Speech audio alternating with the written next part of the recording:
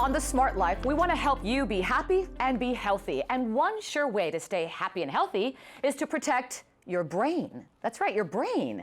And here to help us understand this topic is Dr. Jennifer Gatchell. She is a geriatric psychiatrist with Massachusetts General Hospital. She is also an assistant professor of psychiatry with Harvard Medical School. Welcome to the show, Doctor. Thank you. Thank you so much for having me today. Oh, it's great having you, and we do appreciate your time. I got to tell you, I'm actually really fascinated with this topic. When I actually got the script and I started going over it, I thought, my brain, because, you know, we hear so much about protecting our heart, our skin, our teeth, but the brain, it just doesn't come to mind, you know, no pun intended. No pun intended, exactly. I was about to say no pun intended. And it's really an underappreciated, I think, thing that we think about protecting, and so important to do so.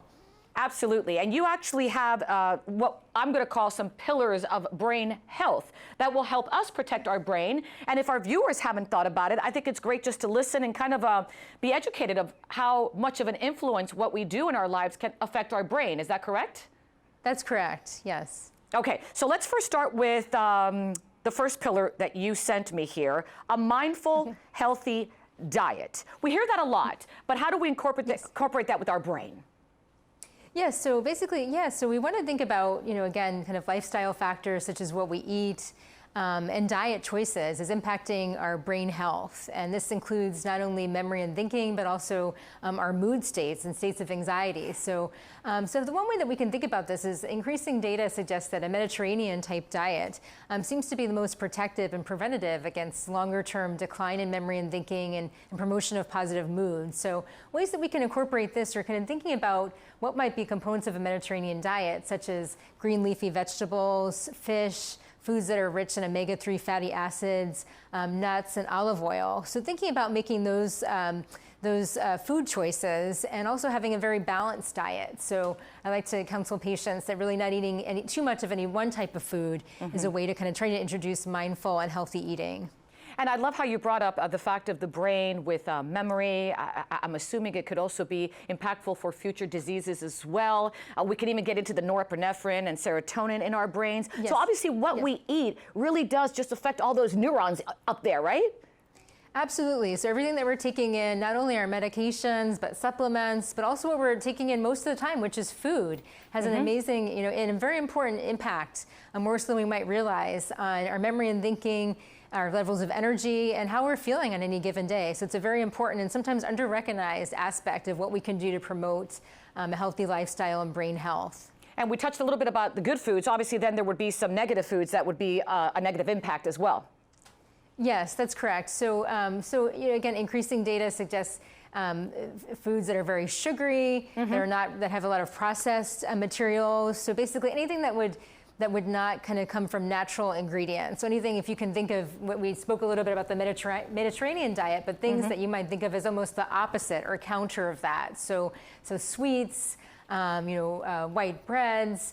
Again, processed foods, sugary drinks. So these are things that don't provide much nutrient content and actually may be less protective or even harmful for our brains in the long term. So it's really everything in moderation. You know, it's okay to occasionally have a sugary drink. It's okay to have a sweet, but really making sure you're mindful and balancing that out with some of the other healthier foods that we mentioned. My grandmother used to have a little chocolate every night, and she lived to be 97. So there you go. That's right. And chocolate, I should say, and there even within sweets, like chocolates, maybe a little bit of chocolate, a little bit of wine. That may be okay. So, but again, so just everything in kind of moderation. Exactly. This one I love, this pillar that you talk about, which is obviously social engagement. I can actually see the connection with the brain. Let's talk about that. Yes, that's a very important one. So social engagement, so maintaining connections, relationships with kind of long-standing family members and making new social connections is we're finding to be increasingly important in maintaining brain health. And in fact, it's been recognized increasingly that loneliness among older adults is actually an epidemic in our society and can actually be very negative for brain health and can lead to changes in brain structure and function. So we know that maintaining social connectedness, any way that we're able to do that and making new social connections and building a sense of community can actually be very protective, is very closely linked to another pillar of brain health, which I think we'll get to, which is mental stimulation, being open to new things. And so by building social connectedness, it opens us to all of those things, to having new experiences, to trying things a different way, to learning new games or activities, to getting out more in nature. So I find this is a very central pillar to many of the other pillars of brain health that we'll discuss. And it makes perfect sense because that stimulation, obviously the brain gets, I guess euphoric is a good word. Sometimes I even compare it to just running and I get the runner's high and I'm sure my brain at that moment is happy. And all those things are factors that really play a role. Exactly, exactly. So there are kind of, changes in pleasure centers of the brain when we are engaging in a reciprocal way.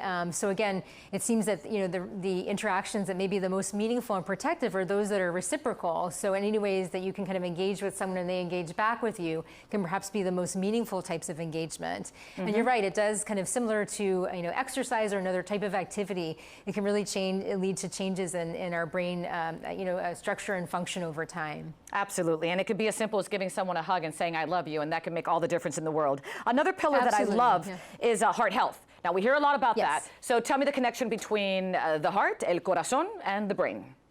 Yes, and that's a very important one that you mentioned. And just in your opening, you mentioned that we often hear about ways that we can protect our skin and our heart. And that's very important and very connected to brain health. And I like to tell my patients, and when I'm talking about this topic, is that everything that's protected for the heart is also going to be protected for the brain.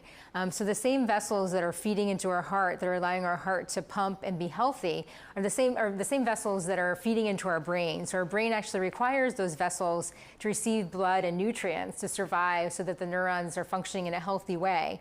And so when we think about brain health and heart health, they're very closely connected. So those would be things like eating a heart-healthy diet, maintaining blood pressure in a safe and adequate level in conjunction with your physician, in conjunction with the medical professional, decreasing salt intake, eliminating smoking. So again, anything that's healthy for the heart is going to be protective for the brain as well. All right, I want to get to these two pillars before we run out of time because I think these are imperative, and they are the two S's. So I'm just going to say the two words, sleep and stress. Yes, and in some ways we're saving some of the most important pillars for last, or the ones that could be the most challenging. Yeah, those are for the end. The ones that are most challenging to implement. And again, sleep is something that I know we all have difficulties with sleep. It can become more challenging as we age, as our brains age. Kind of the degree of restful sleep that we're kind of programmed to get declines with aging, so that makes it particularly challenging. Now, sleep is very important. So we do know through increasing studies that even getting a few nights of poor sleep can affect our memory and thinking and may lead to changes in protein deposits in our brain. So not to alarm everyone, but just to kind of recognize that sleep is very important. And what are some of the ways that we can, promote a healthier, type of sleep? And so I like to, emphasize the non-medication approaches that we can do. So, really having hygiene around sleep. So really saving the bedtime, kind of eliminating some media and other distracting, activating activities before sleep. So not falling asleep with the TV on. If you're having difficulty snoring, being evaluated by a health professional to rule out sleep apnea. And so these are some of the things I would recommend to get more restful sleep. And then if you feel like those are not working, to consult with a medical professional to again be evaluated for other sleep conditions or to develop other ways to optimize healthy sleep. Great stuff, doctor. I really enjoyed this. I really enjoyed your time. Yes. I tell you, the next time I talk to people, and I'm always talking about health, I'm going to be like, don't forget your heart, your skin. I always include the hair too. And now, the brain. The brain, exactly. And I have a simple mnemonic I give patients: recover, relax, eat healthy foods, cultivate, open to new experiences, vigor, exercise, and relationships. And so just remembering recover to maintain optimal brain function. Great stuff. Doctor, thank you so much for your time again. Dr. Jennifer Gatchell, she is a geriatric psychiatrist with Massachusetts General Hospital and an assistant professor of psychiatry with Harvard Medical School. An honor having you. Oh, thank you so much. My honor to be here. Thank you.